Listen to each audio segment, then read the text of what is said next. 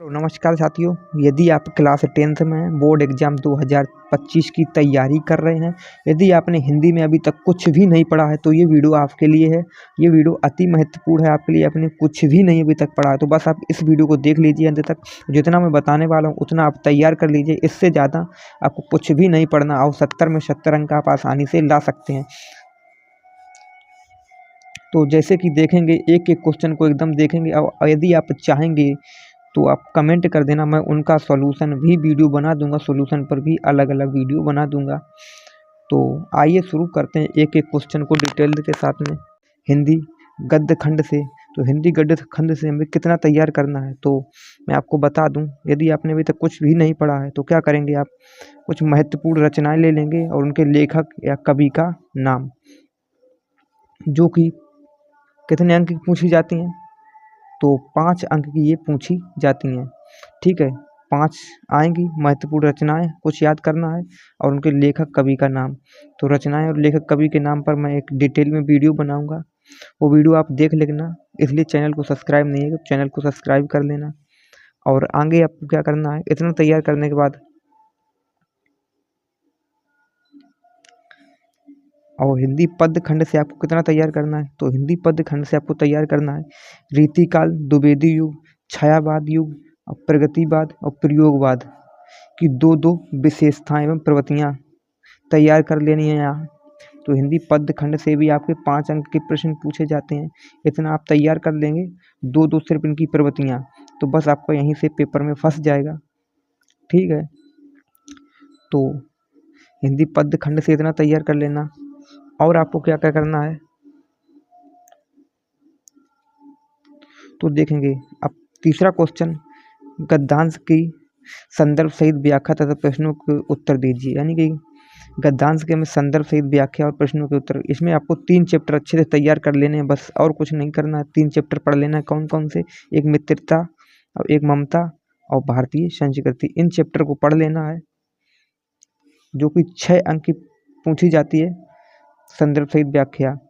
आपको उनको अच्छे से पढ़ना है और जितना बढ़ा चढ़ाकर लिखेंगे बस यही है, इसकी व्याख्या हो जाएगी उसकी। और लेखक और उसके पाठ का नाम याद रखना है। तो आपको संदर्भ सहित व्याख्या कैसे करनी, इस पर भी मैं एक डिटेल में वीडियो बनाऊंगा। ठीक है, आप देखेंगे अगला क्वेश्चन कौन सा आता है। अगला क्वेश्चन हमारा आता है क्वेश्चन नंबर 4 में, पद्यांश का संदर्भ प्रसंग व्याख्या लिखिए। तो इसमें आपको 3 चैप्टर तैयार करने, बस इतना ही करना है। एक धनुष भंग कर लेंगे, एक देश प्रेम, एक भक्ति नीति। ये 3 चैप्टर अच्छे से तैयार कर लेंगे, बस यहीं से आपका फंस जाएगा। इतना आपको 3 चैप्टर को तैयार कर लेना है। ठीक है, और आगे देखेंगे क्वेश्चन नंबर 5 में। क्वेश्चन नंबर 5 में आपसे पूछे जाते हैं लेखक का जीवन परिचय। तो लेखक के जीवन परिचय और इसमें उसकी एक रचना और उसकी रचना, एक एक रचना। जैसे कि कौन कौन से जीवन परिचय तैयार कर लें आप, तो पहला एक जीवन परिचय आचार्य रामचंद्र शुक्ल का, दूसरा जीवन परिचय डॉक्टर राजेंद्र प्रसाद का और तीसरा जीवन परिचय जयशंकर प्रसाद का। ये 3 जीवन परिचय तैयार कर लेंगे तो आपको पेपर में 3 दिए जाएंगे, जिसमें से एक ना एक इसमें से जरूर आ जाएगा। ठीक है, इन तीनों को आप तैयार कर लेना अच्छे से। तो और आगे देखेंगे तो क्वेश्चन नंबर 6 में आपको कितना तैयार करना है। तो क्वेश्चन नंबर 6 में से पूछा जाए कवि का जीवन परिचय एवं, यानी पद्यांश से पूछा जाएगा एक जीवन परिचय आपको लिखने को, क्योंकि 3 जीवन परिचय दिए जाते हैं, जिसमें से आपको 3 जीवन परिचय ये तैयार कर लेने। एक महादेवी वर्मा का तैयार कर लेंगे, एक तुलसीदास का, एक सूरदास का। ये 3 में से एक आपका जीवन परिचय जरूर आ जाएगा, बस वही आपको लिख देना है। तो वहाँ से भी आपके 4 अंक के प्रश्न पूछे जाते हैं। तो ठीक है, यहाँ से आपके 4 अंक पक्के हो जाएंगे। इसी प्रकार क्वेश्चन नंबर 7 में निम्नलिखित गद्यांश की संदर्भ सहित व्याख्या, यानी संस्कृत में आपके दिया जाएगा एक पैराग्राफ, उसको आपको संदर्भ सहित व्याख्या करनी है। तो उसमें आपको 3 चैप्टर तैयार करने हैं। वीर वीरेण पूज्यते, एक ये चैप्टर तैयार करेंगे। दूसरा देशभक्ता चंद्रशेखर, और तीसरा देखेंगे, तीसरा वाराणसी। ये 3 चैप्टर को आपको तैयार कर लेना है अच्छे से, बस इतना ही। इन 3 चैप्टर को देख लेना, अभी तक आपने कुछ भी नहीं पढ़ा है तो। अब यदि आगे देखें तो 2 आप श्लोक याद कर लेंगे, जिसमें 2 अंक के श्लोक पूछे जाते हैं। 2 श्लोक किस लिए, क्योंकि एक श्लोक पूछा जाता है यदि, और लेकिन श्लोक पूछा जाता है जो पेपर में ना आया हो तो देखेंगे जो पेपर में आ गया उसको नहीं लिखें, जो पेपर में नहीं आया उसी को लिख देंगे। इसलिए आपको 2 श्लोक तैयार करने हैं, एक पूछा जाएगा, जो पेपर में ना आए उसको लिख देंगे, ठीक है। अब क्वेश्चन नंबर 9 में क्या पूछेंगे, किन्हीं 2 प्रश्नों का उत्तर संस्कृत में दो। आपको कुछ प्रश्न दिए जाएंगे, उनका उत्तर संस्कृत में देना है। तो जैसा मैंने आपको बता दिया 3 चैप्टर इनको, बस इन्हीं को तैयार करना, यहीं से आपके प्रश्न भी आ जाएंगे, यहीं से आपके प्रश्न के उत्तर भी दे देंगे। अब आपको व्याकरण में क्या क्या पढ़ना है, तो यदि व्याकरण में देखें, व्याकरण में तो व्याकरण 10 में का में क्या, हास एवं करोड़ रस की परिभाषा उदाहरण।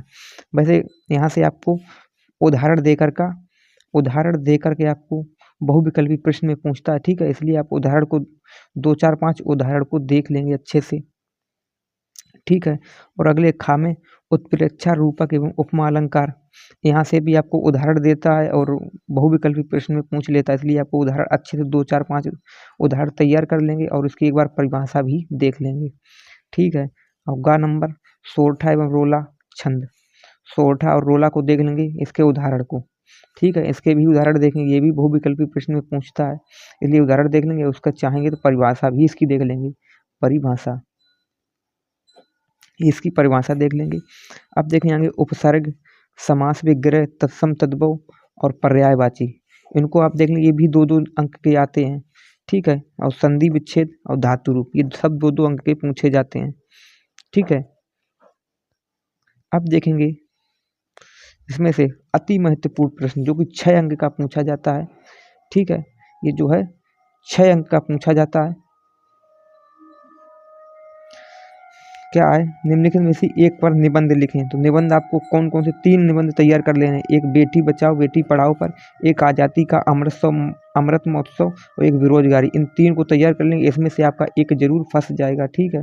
इन 3 ही को आपको तैयार करना है, बस आपको इतना तैयार करना है, इसमें से आपको 6 अंक आसानी से मिल जाएंगे। और इसमें देखेंगे इसका अंतिम क्वेश्चन आपसे पूछता है खंड काव्य, तो खंड काव्य में आपको खंड काव्य कौन सा तैयार करना है, आप देखेंगे आपके ज़िले में कौन सा खंड काव्य चलता है, आप उसको खंड काव्य को अच्छे से देख लेंगे, 1 या 2 बार पढ़ेंगे तो आपको ऑटोमेटिक याद हो जाएगा। तो वो कितने अंक का, वो भी 6 अंक का पूछा जाता है। तो इस प्रकार से आप तैयारी करेंगे तो आप 70 में 70 अंक आसानी से ला सकते हैं। तो दोस्तों आशा करता हूँ वीडियो को पसंद आया होगा, पसंद आए तो वीडियो को लाइक और चैनल पर पहली बार आए हैं चैनल को सब्सक्राइब करें।